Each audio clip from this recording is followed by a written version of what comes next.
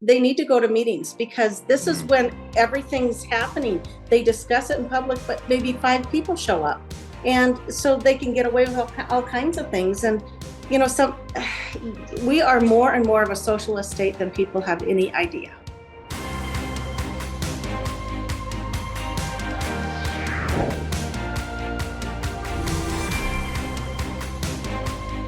Welcome, everybody, to Conversations That Matter. I am your host, Alex Newman, senior editor at the New American Magazine. Thank you so much for joining us today. A very special guest with us today, a returning guest. We've had her on at least a couple times before, Senator Julie Frye-Mueller, one of my favorite lawmakers in this great country that we call America. She represents the district in South Dakota that actually includes Mount Rushmore. So it goes without saying that she's a patriot and she loves our country and our freedoms. She knows a lot about a lot of things, but one of the topics that we've covered a lot here at the New American recently and is going to be impacting people all across the country and all over the world very soon if it hasn't hit you yet. And actually, it's hitting us right now because we got a hurricane on the way, grocery stores all out of cans and water and everything. But that's the war on our farmers, the war on our ranchers, the war on independent producers who feed this country and really feed the world. Senator Frye-Mueller, thank you so much for joining us today. You were telling me earlier, like even South Dakota, the state government is engaged in policies that are undermining the ranchers in your state, and agriculture is the number one industry in your state. Talk about what's happening there. Yeah, we had a bill this year, and we did make some movement on it, but we've had a lot of cattle ranchers that are having to sell out and things because they can't afford the taxes, because our state is charging them for what they could be producing on their land. So if it's better land for crops, they're charging them for crops, but they're only grazing cattle. And it's a lot more for cropland than grazing land. But that's what they're doing to our ranchers. And there's been a little tweak just this year because of all the pressure, but it's still not good enough. But for years it's been trying to be addressed, and nobody's had any care to move on it at all. Yeah. So folks, even conservative state governments at the state level are helping to undermine our ranchers and our farmers. Now, Julie, you know about something that very few people know about, but that is so significant. And that is a new facility that is opening up very soon close to you. And this is a facility that was on Plum Island. They're doing agri defense research. Tell us about this and why you are so concerned about it. Well, I learned about it from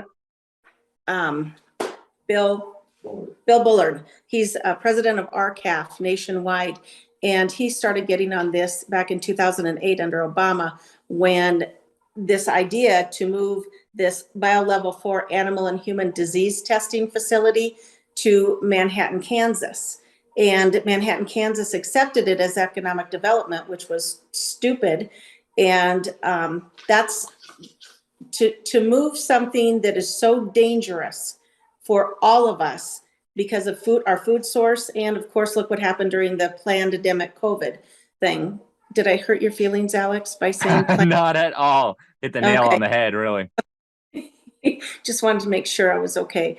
But it's sad because when it was out on Plum Island, it was surrounded by salt water. So any of the breaches that they had never reached the mainland. So it was a safe place to do huge animal and human disease testing. But moving it to the mainland, where 80% of our feedlots are in that 3-state area, if FMD, foot mouth disease, or swine fever break out, get out of there somehow. We've got to kill all these animals. We got to kill our food source, just like all the chickens that they've been killing. Yeah. How many did they get? 150 million chickens or something? Yep. Yeah, it's terrifying. And actually, just recently, the former director of the CDC, Dr. Collins, was out there saying that bird flu may be the next huge pandemic that might kill 50% of the people infected. And man, this sounds like they are really playing with fire, taking this right into the heartland, right where the food is produced in our country. It just seems incredibly dangerous. And then look at all the 90-some food processing plants that have had fires burned, had explosions. They're calling it coincidence. Mm-hmm. It really makes you think something fishy is going on. And in fact, we just did a special issue in the New American Magazine about the war on farmers, the war on food. It's not just happening in America, it's happening all over the world. And folks, you need to be getting ready for that. Senator Frye-Mueller, Another topic that you have looked at, and you and I have talked about this many times before. I think it's one of the most important topics out there. That's the issue of parental rights and what's happening in the schools. In fact, I think the first time you and I met was at a meeting about what was happening in schools. And so a lot of this craziness that people think is just happening in California, Massachusetts, Illinois, that's going on even in South Dakota too. Tell us about it. It is, and we did talk about it earlier, but I guess I'd like to give you a little footprint first. In the 6 years I've been serving, I'll be serving my seventh in 22. I couldn't believe all the bills that were really common sense bills that would protect parents and children, especially children in schools. For instance, if I'll quickly tell you, House Bill 1108 from the 2019 session, Representative Tom Pischke had brought that bill, and it said you could not teach gender dysphoria in kindergarten through seventh. That's common sense. That bill got killed here in our conservative state. I better watch out what I say, though. But I mean, even Democrats agree with this stuff. The New York Times just did a poll. They said even Democrats don't want children being exposed to this kind of stuff. And yet you're saying one of the most conservative states in America couldn't even pass a simple bill protecting kids up to what, like age 11 or 12, maybe 13 from this madness. Yeah, and it's nothing that should even be discussed in school. Yep. Nothing. That is not education. That is totally, I don't want to say indoctrination, but it's confusing the children. It's putting a negative idea in their heads. Once you put a negative idea in a child's head, it sits there. And they shouldn't be doing it at all because they're contributing to mental illness for children. I think, boy, let me tell you, well, I better be careful what I say. I could be in trouble. FBI could show up at my house. Right. Anyway, yes, but okay, so moving on, then we had House Bill 1057 that Representative Fred Deutsch had brought in 2020, and that was the bill to stop allowing minors to transgender their bodies. I don't know where in the heck we ever thought it should be done to begin with, because it's sick. And everybody knows your brain doesn't fully develop till you're 25, and you've got children making decisions that will negatively affect the rest of their life. And but that bill got killed because one of the biggest hospitals here, it's to my understanding what we learned in 2020 was that there's 3 pediatric surgeons that do transgendering. It's all about the money. I mean, it's just disgusting. I would almost hope it happened to their children, but I really wouldn't want it to happen to anybody's children. I just want it would happen to them. I can't stand these adults that are doing these things to these kids. I can't stand them. So it's anyway, horrific. And then about the 2021 transgender bills and stuff like that. Well, and then not allowing boys to play in sports with girls. I mean, hello, you're a boy. You've got a certain thing, and we don't. I didn't say it because I didn't want to hurt your feelings if I said something. But no, I mean, seriously, there's only boys and girls, men and women. That's it. And the confusing thing we're doing to these children is terrible. Absolutely terrible. I'm not doing it, but the ones who are doing it, I'm sure I know who they're working for. That would be Satan. Yeah, exactly. Right, exactly. So then we had the transgender, but then you and I know, because I floored you when I told you about what was in federal law, the 20 U.S. Code 1232H. Yeah, please tell the viewers about that. This is so critical for you to understand, folks. And remember, this is national policy here. Right, it is. And I was told it's not happening here in South Dakota. And I think I've brought the bill 3 or 4 times in the 6 years I've been there. I have not been treated well about it. I did get it out of House committee a couple of times and tied on the House floor, but then they send their minions in to get people to change or threaten a bill, or you want your bill to pass here. It's just a bunch of crap. But the thing is we all have to have 3 things. And one of those 3 things is a backbone. I'll say that one. And and we have to have the courage. I mean, to me, it's not courage. You just have to do the right thing. You have to stand up and do the right thing. The decisions we're making could negatively affect and do negatively affect these children. And I think it's terrible. But anyway, it's 20 U.S. Code 1232H, and it's in federal law. And I've had it printed 3 different ways. This is probably the worst way to show you. But as I talked to you earlier, in federal law, in this code, there's a parental notification of policies. And so people need to look in the handbook every year I tell people, do not sign the handbook. Do not click online saying you've received it, because you've never read it and you have no clue what you're agreeing to. And as a parent, it's your job to be the protector of your children. But they're notifying, because it says each such notice at least annually at the beginning of the school year. So that's how they're providing the notice that they can do what I'm about to read to you. And then this one says activities requiring notification. And it says any non-emergency invasive physical examination or screening that is required as a condition of attendance, administered and scheduled by the school in advance, and not necessary to protect the immediate health or safety of a student or any other student. So that talks about any non-emergency invasive physical exam. And evidently one of the school handbooks screwed up, because a school board member found it and got it to me quite a few years ago. I haven't been able to move this at all. Nobody seems to care. And it sucks. I mean, half of them, would care, but if it would ever go to the Senate, they would kill it immediately, because we're not conservative at all in our Senate. But then it goes to definition of invasive physical exam. And remember, it's non-emergency.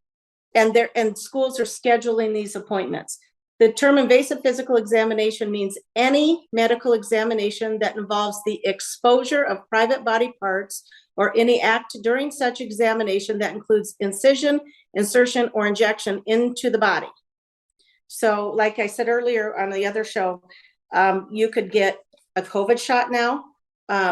You could get any testosterone shots, any puberty blockers, anything, because you've agreed to it. And I don't know that you have a leg to stand on.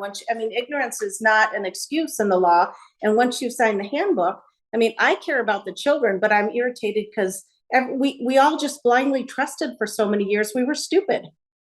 Yeah, it's so sad. Julie, before we let you go, we only have a few minutes left. You helped bring Donald Trump to South Dakota, actually to Mount Rushmore. That's the district you represent. You made a nice little plaque with him with the resolution. And as far as you know, it never got to the president. Yeah, look at that. That's a beautiful, beautiful thing. So if any of the folks out there who are watching know Donald Trump personally, please let him know that there's one of these waiting to be put on the walls of Mar-a-Lago. And I had it sent to the White House 2 years ago, along with this resolution that I had done, formally inviting President Trump and First Lady Melania Trump to the fireworks at Mount Rushmore, which I don't even know if he knows. The other people know in the White House intergovernmental group, they know because I'd forwarded it to them. But I had sent these and a picture of him and Melania on the stage at Mount Rushmore, both framed, to the White House, and it was about 2 years ago. And I've never heard anything back. And I know that if they'd received it, I would have gotten a note or a card back. And so it bothers me, because I wonder if there's somebody in the White House mailroom, because it was to him. Maybe they didn't like him, because I sent it certified mail, so I know I know it arrived there. Yeah, so, well, I was just talking to Peter Navarro a couple of days ago, and he said all up and down the White House were people who disagreed with Trump, were trying to sabotage his campaign, the rhinos, the neocons, the globalists, the deep staters. And so no surprise then that important things are not getting to him. Julie, I want to ask you before we let you go, what advice do you have for people who are upset with the direction our country is going? Not just legislators, but citizens. How should people be getting involved? What can state legislators and local officials do to try to put our country back on course? What advice do you have for Americans? My advice is get involved. Don't look for a reason not to go to a meeting. Go to a meeting, listen to what's happening at your school board level, at your city council level, at your county commission level, even at your water board districts. There are so many. And then as far as people voting, and they're so proud they vote with the R, you have no clue. 2 to 3% maybe know who their legislators are, their state legislators. When we ask them, they'll come up with our federal ones. And our federal ones, by the way, have done nothing really to help MCOOL, which was our first topic, country of origin labeling, so we can label our South Dakota beef or American beef. Anyway, but getting back to the other thing I was rambling about, I'm so sorry. No, you're doing great. Well, people, I think I told you before, they need to go to meetings, because this is when everything's happening. They discuss it in public, but maybe 5 people show up. And so they can get away with all kinds of things. And, we are more and more of a socialist state than people have any idea. We are. Yep. South Dakota is. And like I say, they don't know who their legislators are, but they vote with the R. But they're the problem because they don't know how these people are voting on bills that are critical to our freedoms, to our pocketbook, to our children, your parental rights, to dual enrollment, free college, Bernie Sanders free college, which we are doing in South Dakota. And I'm sure other places, like I briefly said to you, if you're doing dual enrollment, it's a separate line item in our state budget. So we are paying for kids' students' college in 11th and 12th grade, and it's ridiculous. It needs to be coming back from the school, from our property taxes. It needs to be shared with the college. But no, we can't do that. No. It's a green idea in the arm. Yeah, so much craziness, Senator Frye-Mueller. It's just unbelievable. And we as Americans, and we need to be honest with ourselves, we're largely to blame because we have not been paying attention. We have not been getting involved. We have other important things to do. And so we just cede the field to people who hate freedom and are determined to destroy our country. Thank you so much for joining us today. Is there any way people can follow you, people can support you? Do you have a website? Are you on any of the social media companies? All I have is a Facebook page, Friends of Julie Frye-Mueller, and to be honest with you, I'm hardly ever on it. But yeah, I get some people that post nasty things, but then I heard one of them's a robot. So, but I just want you to know, I want to thank you seriously. When God put you at the meetings where I was, and we met, and you were shocked, and I was shocked with your deep states, or the deep states war in America.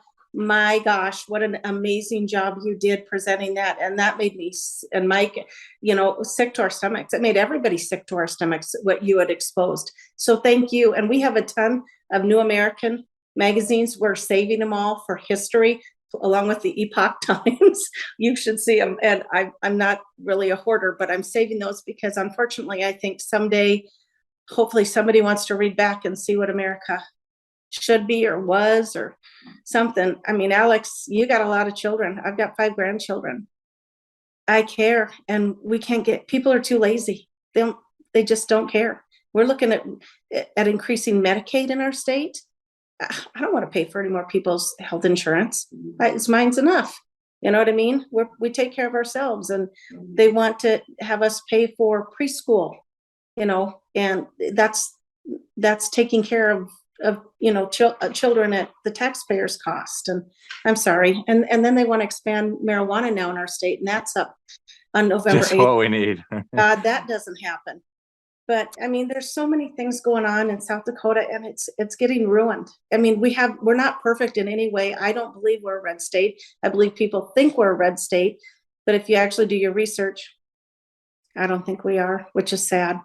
Yeah, and it's true in more and more states too. We've got all these rhino Republicans, globalist Republicans that know they have to run as Republicans to get elected, but then they get ready to stick the knife in the back as soon as they are elected. But Senator Frye-Mueller, we thank you so much for all the great work that you're doing. You really are a hero and an inspiration. I hope many people will look at you and say, hey, I can do that too. I can run for office. I can put up with the arrows that the enemy sends because the future of my children and my grandchildren depends on it. So thank you for all that you're doing. Really, really appreciate you. God bless you. I consider you a friend, and I hope we'll get you back on very soon. Keep fighting the good fight. God willing, the tide will turn eventually. But thank you, Senator Frye-Mueller, for coming on. Thank you for sharing all this important information with us, and keep up the good work.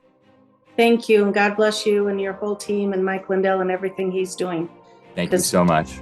Yep. All righty, folks. That was Senator Julie Frye-Mueller, Senator from South Dakota, fighting the good fight there in that great state.